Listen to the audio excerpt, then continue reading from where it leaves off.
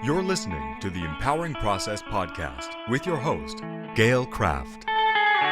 Listen as she holds frank discussions around how your purpose, being present, and trusting your power impacts your life. Whether you're an entrepreneur, leader, or developing your vision, you'll find wisdom and insights you can utilize right now. Welcome your host, Gail Kraft.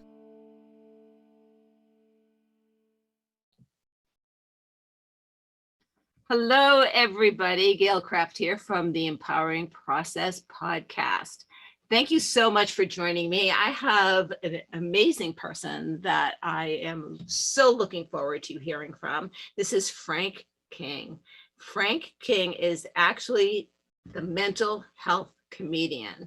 He is he does suicide prevention and post-vention. You'll have to explain that to me. He's a speaker, he's a trainer, a keynote speaker, he's on TED Talks, he talks about depression, he talks about suicide, and he talks about solutions, which, as you know, that's really where I think the juice is. So welcome to the Empowering Process, Frank. Thank you for joining us. Thank you. Thank you very much. I'm in my mobile unit, as you can probably see, my dog car. That's okay. I have my fake screen up, which means that, yes, I guess I am in my little office cubicle with my background, but I didn't have time to really set up a whole bunch of things. So we'll fake it till we make it. So Frank, we were talking about suicide just before we got on, and about how many people are in this state, if you will, and don't either recognize it or are ashamed of it, hide from it, or don't know or understand what's going on in their head, maybe feel that they're broken. And we also talked about, well, what does broken mean? And we're all broken. So that means no one's broken if we're all broken. We're just made this way. So tell us a little bit about how you got into this business of speaking about suicide and your background and how you turned the tables. Well, let's go back to fourth grade for a moment. In fourth grade, I told a joke out loud. The kids laughed. The teacher was hysterical. So I thought to myself, I'm going to be a stand-up comedian. And in 12th grade, there was a talent show spring semester every year, and nobody had ever done stand-up before. So I did stand-up comedy at the talent show, and I won. And I told my mother, I'm going to be a comedian. And she said, son, you're going to college first. I don't care what you do when you get done. You can be a goat herder for all I care, but you are going to be a goat herder with a degree. So I went to UNC Chapel Hill, got a couple of degrees. Then my college and high school sweetheart and I moved to California, got married. She's my first ex-wife, and moved to San Diego. And just by chance, in San Diego is a branch. Thank you. I lived in San Diego for 15 years. Go ahead. Well, then you know this. I started at the Comedy Store on Pearl and La Jolla, and it's still there to this day. And as soon as I got on stage, about halfway through my 5 minutes, I heard a voice inside my head say, "You're home." And I've only heard that a few times in my life. And then my second thought was, I'm going to do this for a living. I have no idea how, but, and I've threatened since then to write a keynote called, What Could You Do If You Didn't Know No Better? Because I didn't know no better. Had I known how difficult it is to make a full-time living as a comedian. And a year and change after that open mic night, December of 85, I said to my girlfriend, now my wife of 35 years, I'm going on the road to be a stand-up comedian. Would you like to come along for the ride? Figuring she'd go, oh, hell no. And she goes, yeah. So we gave up the apartment, gave up our jobs, put everything in storage we couldn't fit into my tiny little Dodge Colt, and hit the road. And we were on the road doing comedy clubs no home for 2,629 nights, which is 7 years and several months. And worked with Dennis Miller and Foxworthy and Ron White, and Ellen DeGeneres, Rosie O'Donnell, Steve Harvey, pretty much anybody who's anybody in the comedy world today, Seinfeld. And then I got a job in radio in my old hometown of Raleigh, North Carolina. number one morning show wanted me as a co-host, and I took a number one morning show and in 18 months drove it to number 6. A friend of mine goes, "You didn't just drive it in the ground, you drove it into Middle Earth." True. Got fired because there's two kind of people in radio: people who have been fired, Gail, people who are not going. I'm sorry, people who have been fired, people who are going to be fired. And then when I got out of radio involuntarily, the comedy club boom was busting, but my act had always been very clean. So I thought I could do corporate comedy after dinner, after lunch, the rubber chicken circuit. So I did that for about 10 years. And then the last recession hit. The world economy collapsed. And comedy bookings, speaking bookings dropped off 80% overnight. My lovely wife and I lost everything we'd ever worked for in a Chapter 7 bankruptcy. And that's when I learned what the barrel of my gun tastes like, literally. Spoiler alert for the audience, I did not pull the trigger. A friend of mine who saw me keynote recently thought it'd be funny. He came up afterwards and said, "Hey, man, how come you didn't pull the trigger?" Hey, man, could you try to sound slightly less disappointed? That's the comedy. I don't tell jokes about suicide or depression. I just have funny personal anecdotes. So I didn't pull the trigger. We survived the recession and the bankruptcy. And what happened was when meetings came back, conferences and conventions, the meeting planner said to me, "Frank, we love you. We can't pay that kind of money anymore just to be funny. You've got to teach our audience something else." I'd always wanted to do that. I'd always wanted to make a living and a difference, but I could never figure out how. So I have a friend named Judy Carter, Carter. She wrote a book called The Message of You, Turning Your Life into a Money-Making Speaking Career. And I went into the book thinking I got nothing. About halfway through, I thought, oh my God, I do have a story to tell. I do have something I could teach people. And that's when I got training, certification, several in suicide prevention. And that's the heart and soul of my keynote. I tell my personal stories. I talk about the statistics of suicides around the world. And then we go in, my takeaways are spotting the signs and symptoms of depression and thoughts of suicide, what to say, what not to say, what to do, what not to do, and how to find resources. Because the good news is 8 out of 10 people who are suicidal are ambivalent. They can't make up their mind. And 9 out of 10 give hints in the last week leading up to an attempt, which means the vast majority of people who want to be saved can be saved, but you have to know what to look and listen for to start that conversation. And that's what I teach. I empower the audience. I make them the hero of the piece. I say to them, look, you can make a difference. You can save a life. And you can do it by doing something as simple as we're doing right here, and that is starting a conversation, if you know what you're doing. And the what you're doing part is what I teach in my keynotes. And I had several other keynotes, inspirational, motivational. I've had some cardiac issues. I had a cardiac keynote. And in January of 2018, January 1st, actually, I decided I was going to do what they recommend in the speaking business, which is pick a lane, be the expert, the thought leader.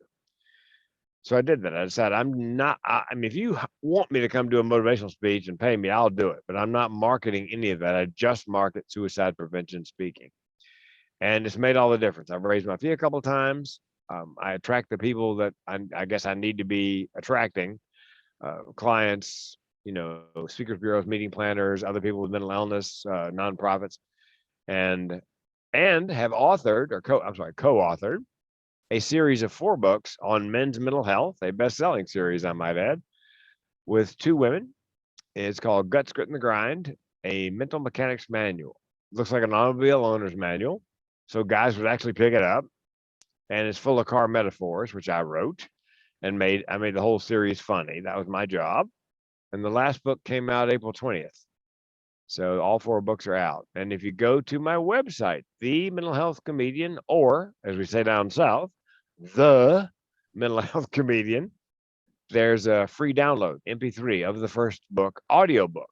I've narrated the first one. I'm going to narrate them all for Audible, but there's an MP3 copy there. Put in an email address, you get that for free. And you can hear me narrate the first book on men's mental health. So that's kind of where I am today. No, go ahead. Well, that's where I am today. I speak on suicide prevention. I'm leaving Wednesday to fly to Cincinnati to do 3 or 4 keynotes, 1 at a construction company corporate office and 3 on site for construction workers, because construction has the highest rate of suicide of any occupation. And I didn't know how bad it was. I did some study for the last talk I gave, research. And the last time the CDC published numbers on construction, in 2018, 1,000 people died by accident in construction. In that same year, 2018, 5,000 people died by suicide in construction, which means you're 5 times more likely to jump off a building than fall off of it. So that's why I'm speaking to and what I did, and I told I teach TEDx and speaker marketing. I said, look, you have to find people who are willing to pay you for what you have to say. You have to find people for whom you can address a pain point or solve a problem. And so I picked half a dozen occupations with a high risk of suicide. We talked about it off air, veterinarians, dentists, physicians, attorneys, and then you add in agriculture and construction. Those are my 6. And that's all the people I market to, because I don't need to convince them, hey, suicide prevention is a good idea. They know that. They're just trying to decide which suicide prevention speaker they're going to hire, and they much rather have a funny one than a clinician. So that's a heavy subject. I will tell you, the first time I became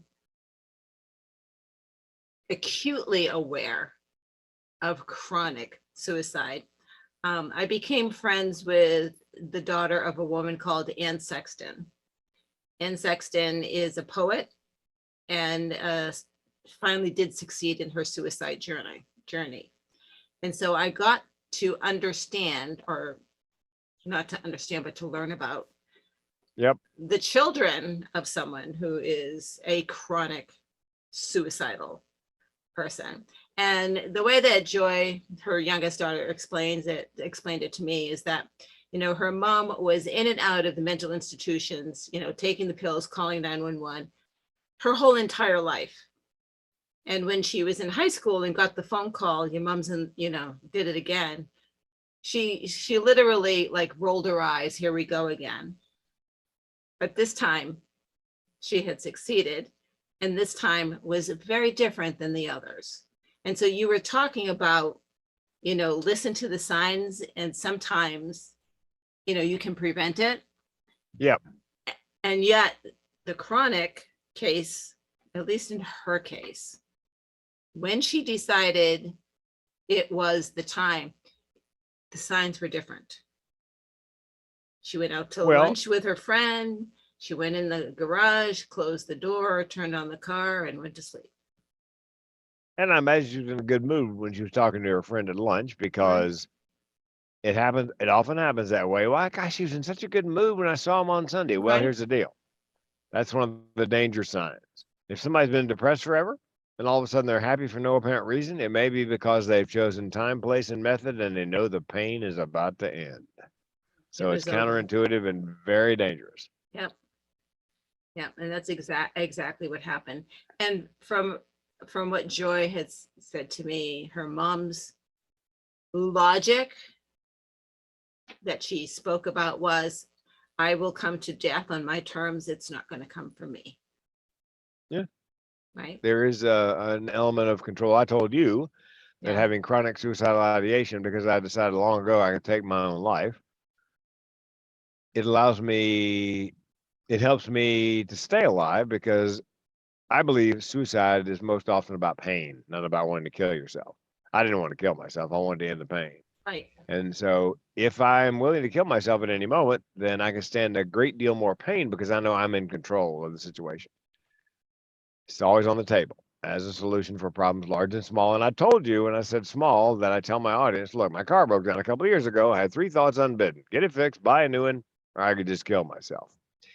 I did a college show, and a young woman came up afterwards, and she said, thanks for the keynote. I said, you're welcome. She said, but I got to tell you, it made me weep. How did it make you weep? She said, the story about the car, get it fixed, buy a new one, kill yourself? I go, yeah. She goes, I've been having those thoughts all my life. I thought it was just me and I was some kind of freak and all alone. And then I heard you say that out loud, and I realized for the first time in my life that I'm not in fact alone, and I wept. That's my job, is to come in and start the conversation for just that very reason right there. Right. Because it is one of those illnesses that no one wants to talk about.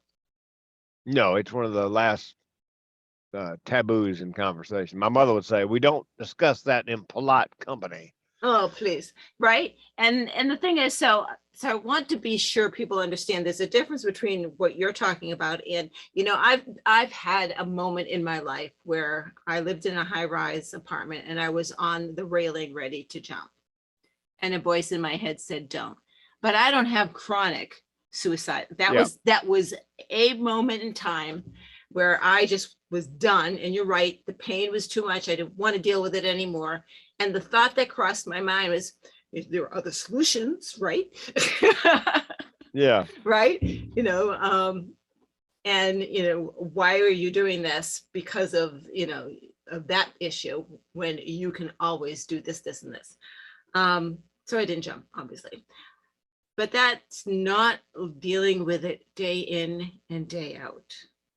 That's not Well, but I've living dealt with with it it. so long that it's just, it's part of my personality. I Mm-hmm. pull up to the railroad tracks. The arms are coming down with the flashing lights, and I'm looking at the train, and I'm thinking, if I could get on the tracks, that would do it. Or I'm driving a mountain road, I look down, yeah, that would do it. Or driving the freeway. There's a bridge abutment up ahead. If I turn my wheel just a little bit, done.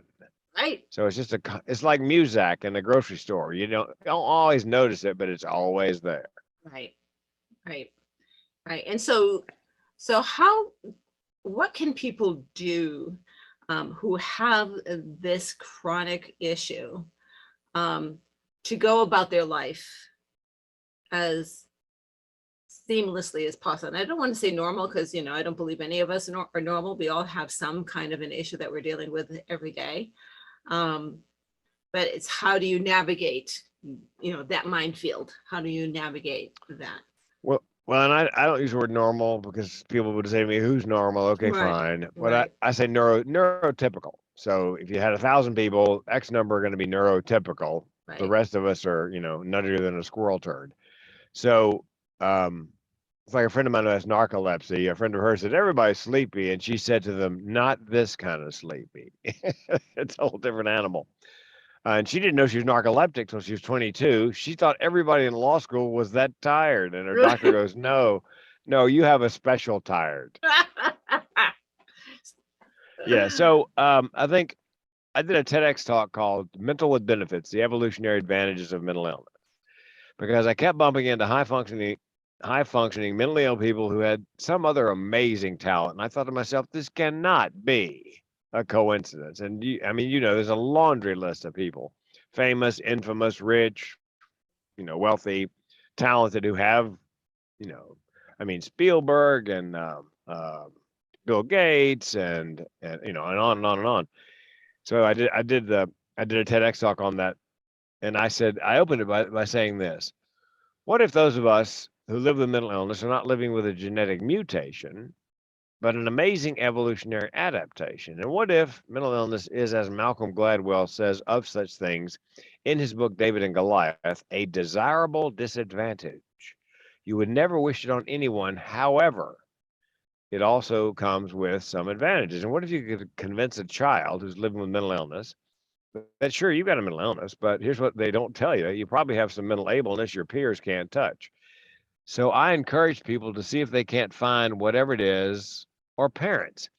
If the child has a mental disability, I've never spoken to a parent of a child with an issue that didn't have some other extraordinary ability. I go, look, here's the deal. You need to you treat the mental disability, but wrap your arms around the ability and energize, enhance, celebrate whatever it is they do really well. Well, they had a 60 Minutes a couple of years ago on how 30 Fortune 500 companies are actively recruiting people on the autism spectrum for their one particular skill that it's innate. They're just good at it, and paying them handsomely. And for a lot of these young adults, it's the first time they've ever lived outside their parents' basement, because now they can afford an apartment. So that's what I think. If you're living with mental illness, I would get a mental health checkup to figure out what exactly it is, even a telemedicine checkup.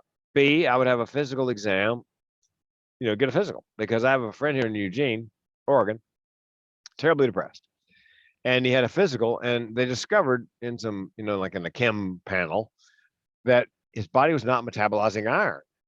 So they put him on a slow iron supplement, and lo and behold, the depression disappeared. Sometimes a physical ailment will present as a mental illness. So make sure you know what you're dealing with. And then I recommend a self-care plan. Most high-functioning mentally ill people have a self-care plan. And that's one of the reasons most of us survived the pandemic, because we wake up in an uncertain world every day, whether there's a pandemic or not. So we've developed systems to be able to simply get out of bed in the morning and face the world. And I can't tell you how many keynotes I did teaching neurotypical people how to create a self-care plan. And it's simple: diet, exercise, good night's sleep, meditation, medication. Bang. I mean, and the thread that runs through all those is all those things are things you can control: what you eat, how much you exercise, how much you sleep, how much you meditate, and if you need medication. So I tell people, you've got to take care of the things you can control and just let the rest go, because there's just, you can't be captain of the world. That nobody wants that job. It's the old saw about putting your own oxygen mask on first. Yeah, and what's interesting, I mean, that's a good plan for anybody, right? Mhm. Right, because it really is important to know what you can control, right? And like I had said earlier, we all have some kind of issue, right? And we can either choose to be victims of that issue, right? Or Yes. capitalize on that issue. Right. And mine is, I'm dyslexic. Dyslexia is, it drives me nuts. I write lots of blogs. You have no idea. Every sentence has at least 3 errors in it. Always. Every sentence. Right. But, I like to communicate, and that's one way to communicate. Right. What do? I write it, and then I can't put it out that day, because if I put it out that day, it is riddled with crap. And I'll look at it the next day and go, oh my God, you have got to be kidding me. Right. And I can fix 80% of it. It'll still go live with errors. Too bad. If that's a problem, then you're not my tribe. Yes, exactly. Right. Well, did you know that generally, and this is also from Malcolm Gladwell's book, generally dyslexics end up one of 2 ways. They learn to cope and to create workarounds and adapt and become very successful, often entrepreneurs. That's half roughly of dyslexics. The other half do not learn how to cope and create workarounds, and they end up in prison. Right. That's 1. 2 is dyslexics tend to have a much better peripheral vision for some strange reason. And 3, dyslexics generally have an amazing ability to spot the anomaly in anything, the piece of the puzzle that does not belong. The joke I wrote for my TED was, look, never play Where's Waldo with a dyslexic for money, because they're just going to go right there. You can't see that. And I had a parent on a ship I was working. I told him that story because I was getting ready to do the TED. And he goes, Frank, I've been to every seminar, read every blog post, every book on dyslexia, because my son is dyslexic. I've never heard anybody say that there was any upside to being dyslexic until you just said that. You make sure you send me a copy of that TED when it posts on YouTube so I can show my son and his peers. So that's, and I told you off air, I said, look, I said to the audience during that TED, I said, look, I don't believe I'm broken. I believe I was made this way. I can teach you to write stand up and perform stand up. I cannot teach you to process the incoming information the way my brain does. There's a reason when somebody heckles me that I can fire back literally without even thinking. Right. Young woman standing at the door, they're throwing her out. She's mad at me. She turns, she screams, F you. Didn't miss a beat. I said to her, not even for practice. And the audience standing ovation. And they came up afterwards and said, how did you think that up? Look, I didn't think it. When you heard it, I heard it. I also try to deal with this, realize that the depression and thoughts of suicide are simply the flip side of being creative and a great imagination. And so I try to employ those skills And I figured out a way, my most creative time of day and when I'm most creative and how it works. And this stuff I figured out by myself. When I wake up in the morning, I do a double shot of espresso and I lie back down, close my eyes, and just let my mind go where it will. And oftentimes when I'm working with a client, he goes, I need a tagline. I go, okay, all right. Then he'll say, because he knows me, sleep on it. Fine. He teaches communication, emotional intelligence, and individuation, all soft skills. So I go to bed with that in my head. 3 a.m, I wake up, which is about the time I wake up every day, because I honor my circadian rhythms. That's my, yes. And that's one of the problems, by the way, I think with mental health in this age is that burnout has become a badge of honor. Not getting much sleep. I can work on 3 hours sleep is a badge of honor when it should be the reverse. I got 8 hours of sleep. Yes. Anyway, I woke up at 3 a.m. His name is Anthony Met. And I lay there, and it's really strange, Gail. I think I'm lying there, and in my mind, I see I'm standing on a street, and almost to the corner, and I can feel / see / intuit that the answer I'm looking for is right around that imaginary corner, and it turns the corner, and there it is. And I texted him at 3 a.m. I texted him, Anthony Metten, soft skills, concrete results. I get a text right back. Okay, A, you woke me up. And B, did you think of that in your sleep? As a matter of fact, I did. So that's one of my superpowers, is that creative and figuring out when and where and how. And as I said, wrap my arms around it, energized it, celebrated it. People, I'd be at Chamber of Commerce meeting, got a new member coming in, and at Chamber, when you stand up to introduce yourself, you can say a couple things: your name, who you are, name of your business, and a tagline. So when somebody new would come in and they, well, I don't have a tagline, Frank. Okay. Couple times I got in trouble. The woman had a nail salon, didn't have a tagline. So they go, Frank, and I go, best hand job in town. She never came back. That's a very memorable tagline. I mean, funny. No one's going to forget that one, right? No, a woman worked at Costco. She goes, I want a tagline. I said, Costco, because size does matter. And with with your name, you only say 3 things: name of your business, and whatever the third thing is has to have impact. Like you said, it has to be memorable, so people will actually remember it. Right. And so that's one of my gifts, is that creative. Well, where does it come from? I don't know, but I try to encourage the process, honor the process. Just trust when I go to bed that chances are the next morning I'm going to wake up and it's going to be right there around the corner, and here it comes. Yeah, so I have learned so much about trusting the process that I almost don't have a process. Yeah, that's right. Right. I mean, I have a general idea of what I want to do every month for 12 months, but how I'm going to do it, when I'm going to do it, why I'm going to do it, and maybe I don't do it, it doesn't matter.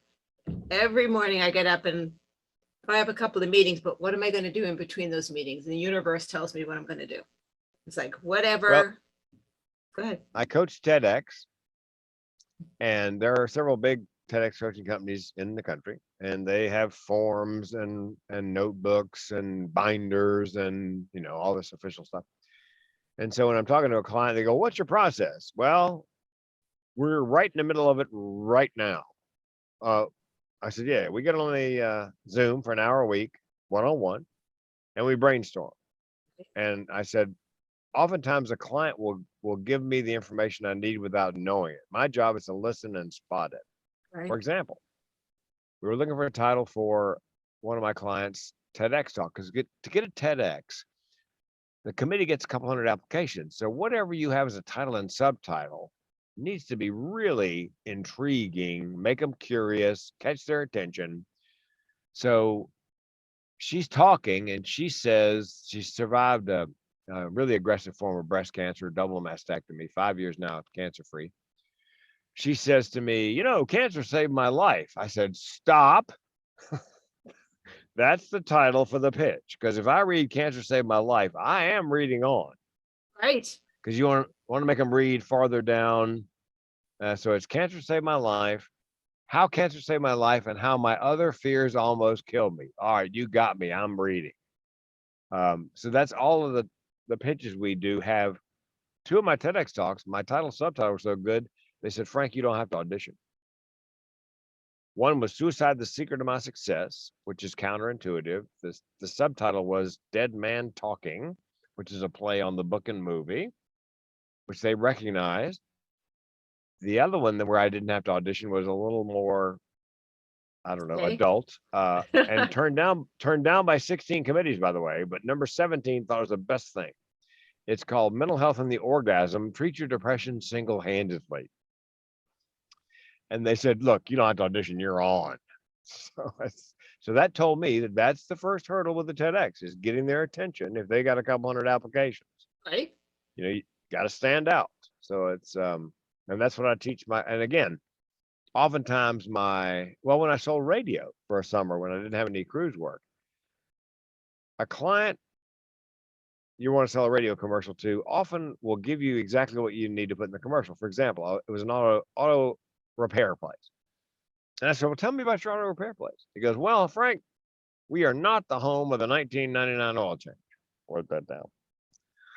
What are you? We are the home of the 24 months, 24,000 mile nationwide warranty. And that was the heart and soul of the commercial. And I didn't write that. He did, but he wasn't aware that, you know what I mean? I get paid more to listen than to talk. That's a comedian's job, really. There's a reason they call it observational humor. You have to pay attention. During the last recession, being a police officer is on my bucket list. So I thought, well, you know what? They got good benefits, decent pay. It's on my bucket list. So I applied with 12 departments in the state of Washington to be a police officer.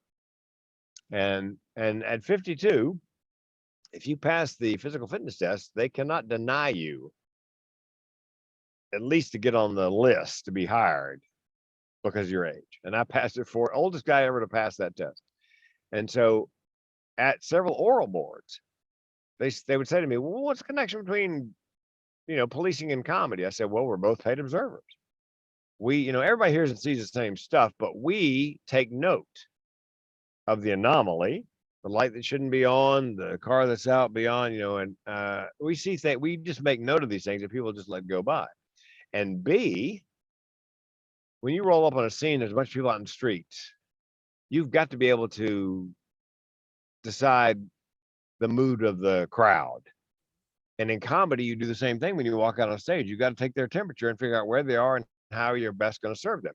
I said, because in comedy and in policing, whatever the first thing you say is, like if you roll up on a scene and it's angry people in the street, whatever you say first could either escalate it or de-escalate it. And I said, fellas, let me give you an example. I'm at the airport, flight's delayed, mechanical. Everybody at the gate is grumpy. I'm grumpy because I'm going to miss my next flight, my connection. However, the guy next to me, I'm standing under a TV that's got CNN going that everybody can hear. And he says this, hey, how do we get this TV turned to Fox News? So I saw the opening. I said, well, you kill me first. And the place exploded in laughter, like shattering glass. They're still grumpy, but they're all laughing. I said, that fellas, the police, I said, I get paid to roll up on the scene and figure out what's what, who's who, and what I need to say first to de-escalate this situation. Oh, and any good speaker, that is what they have to do. I've been speaking, I haven't for 2 years, but I have in the past. And I can't tell you what my script is because I don't have a script. I have key points that I want to make. Yep. But I do not have a script because just like you said, I go out there and I know this group in the audience is an energy there that I'm going to have to address. They're not really happy about me. These people are cool right down there. They're middle of the road. I need to get them all on the same page. right? You Yeah. can feel the audience and you need to know how to respond.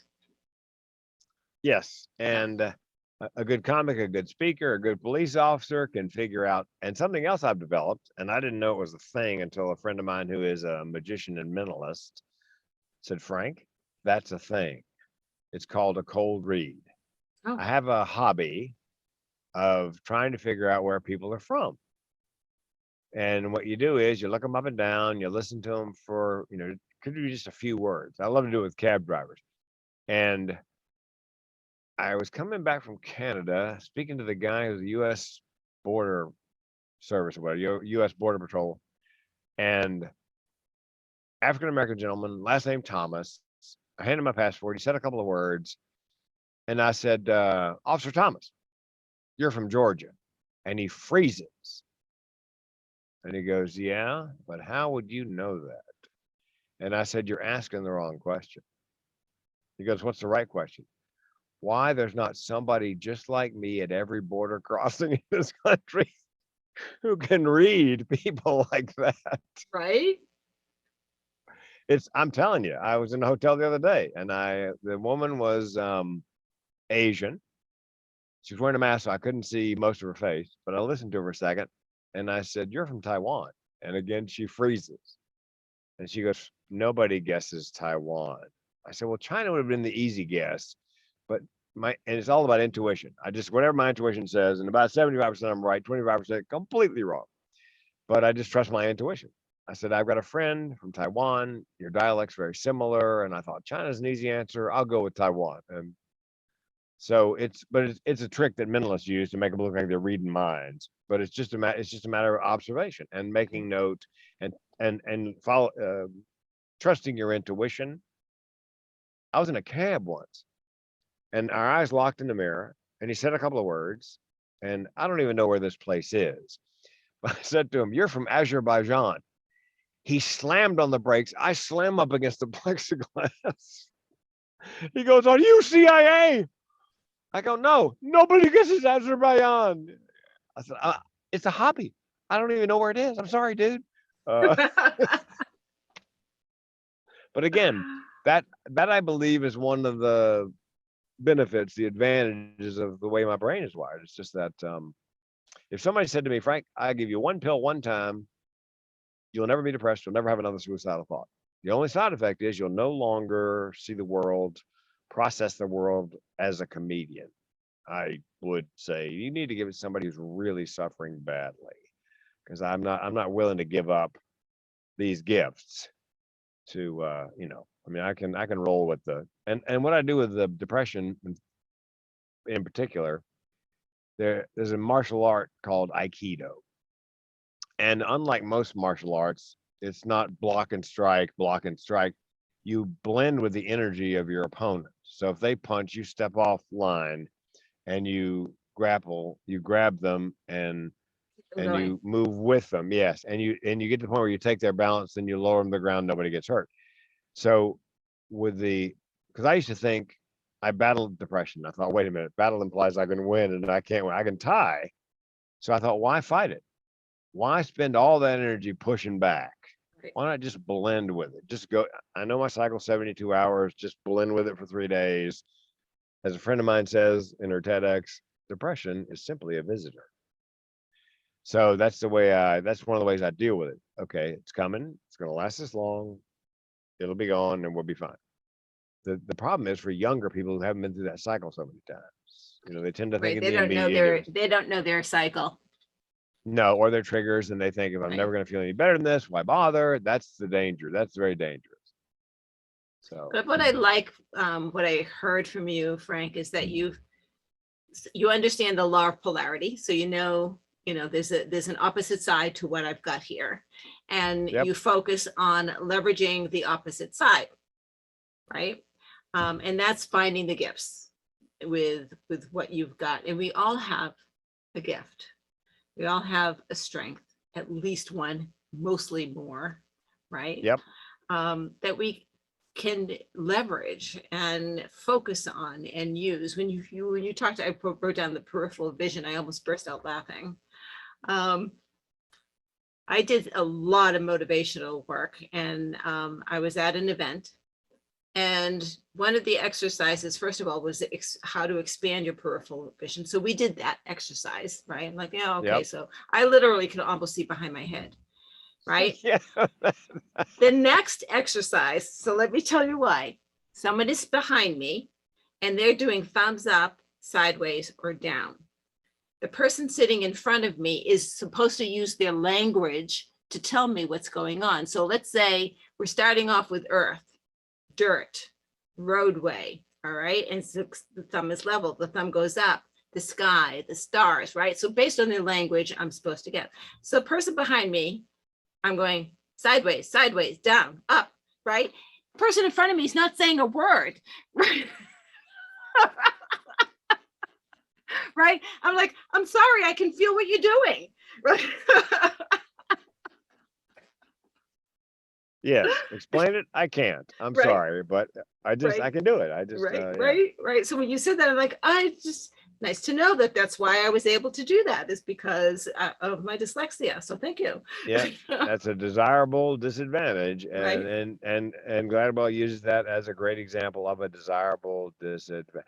There's another one he uses, and actually, I have experienced this: losing a parent or having some really traumatic experience as a child before the age of 15. And he said, losing a parent, one of the worst things that can happen to a young person. And he said, if once the smoke clears, something they may not consciously say that to themselves, but I survived that. And then they tend to be less risk averse later in life because they've survived one of the worst things that can happen to you. So the same thing happened in England during the Blitz. If the neighbors on either side of your houses were blown up and everybody died in those two houses, and your house is right in the middle, and you survived the war without a scratch, he says it's the mother and father of courage. Look, I survived Hitler's Blitz. I think I can handle this. As a matter of fact, we had an older friend passed away a couple of years ago who was in the Blitz. She was a child and ran to the little shelter in the backyard. And her entire time I knew her, anything went wrong, she compared it to Hitler and the Blitz. Well, Beryl, how you handling that computer virus? I'll survive the Blitz. It's okay. I think I can survive the computer virus. Well, But that's he says that's the interesting. mother and father of courage. Hmm. Is that when the smoke clears and you're still standing, you're like, okay, world, yeah, what else you got? That the best you can do? Right. Bring it on. Well, and I've had lost my dad when he was 40. It was my birthday and Thanksgiving. Heart attack, and he gave me the bad heart valve I used to have, and so I had an aortic valve transplant at 95. Had a replacement of that in 2012. Had a heart attack in 2014 in the woods by myself with the dogs, had T-Mobile, so I didn't have cell service. I had to walk a half mile and drive to home to get to a phone and survive that. I mean, so, it's just, and I coming on Interstate 5 outside of just right near Oceanside where the amphib base is. 3 a.m. I fell asleep at the wheel and I rolled my Toyota 4Runner twice. I oversteered left, oversteered right, and it just went over. And I'm talking sparks flying, glass. It was like special effects. Landed wheels down, 1 stitch. They make you take a sleep test if you fall asleep at the wheel in California. So I did. They're looking for narcolepsy. I don't have that. Don't have sleep apnea. I have something called excessive daytime sleepiness. It's a thing. It explains now why I nap twice a day before my whole family napper. So so I survived that, and I was playing a grateful game this morning. One of my clients is big into gratitude. He won't get out of bed in the morning until he can name 10 things he's grateful for.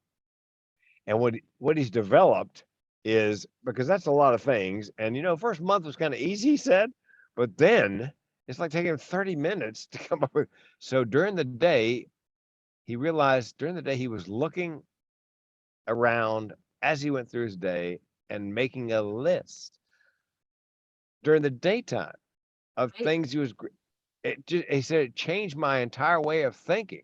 I'm always looking for something I'm grateful for all day long, and then I could just rattle them off in the morning he says, and what motivated him was he's not allowed to look at his phone until he's got 10 under his belt. And he goes, and I really want to look at that phone. So I've got a friend who he's been sober 18 years now. And that is, he does 3 things in the morning, 3 things at night. And he says, and you can never do the same thing. And Yep. it's, you dig deep. You have to really dig deep. And it does. He's like, during the day, he'll do a Facebook Live and goes, hey, I'm driving along and I'm grateful for the sun and I'm grateful for the palm tree. Right. Well, after talking to my client who's getting a TEDx based on that, after we chatted about that yesterday, I found myself this morning out of nowhere. I'm walking along and I thought, man, I'm grateful for this beautiful day. Man, I'm grateful for this little dump we live in, but it's our little dump. Right. And I took a deep breath. I'm grateful I can take a deep breath. There's a lot of people who would kill for, like with COPD, who would, that'd be the greatest thing in the world for them to.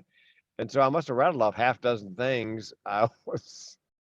So it's contagious if you, and it's such a simple way to shift attitude. It doesn't, I still get depressed. I still have suicidal thoughts, but the power of gratitude, Yeah. Well, and actually when my wife and I filed bankruptcy, that was a habit we began shortly after the bankruptcy went through. As we would walk together in the morning, we had to give 3 things we were grateful for. But it couldn't be the same ones as yesterday. And it didn't take the pain away, but it just reminds you that there are a lot of people a whole lot worse off.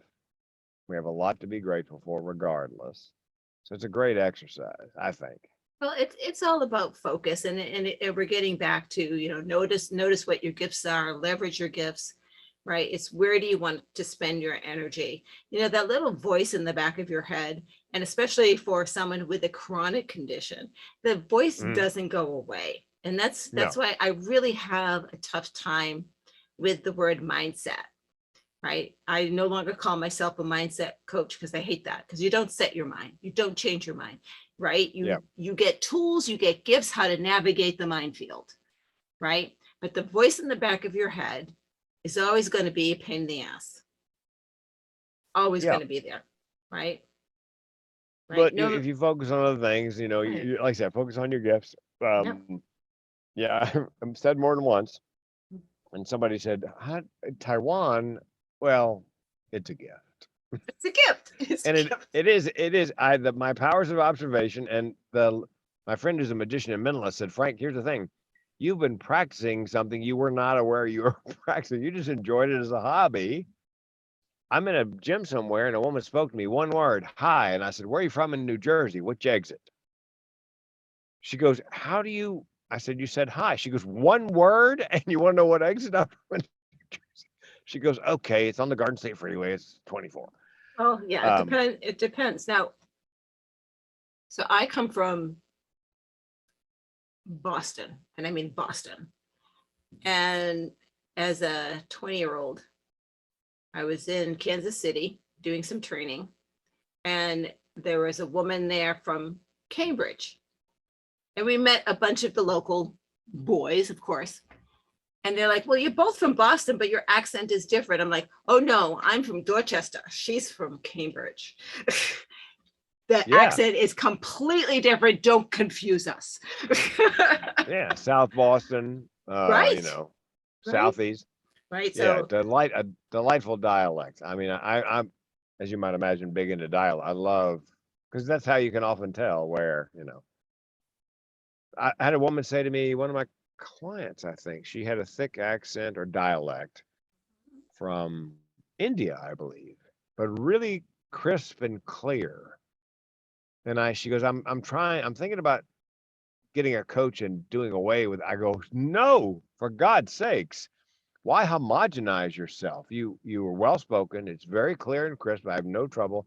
The audience may take a few seconds to get into the rhythm and the way you use words, but within a minute will forget.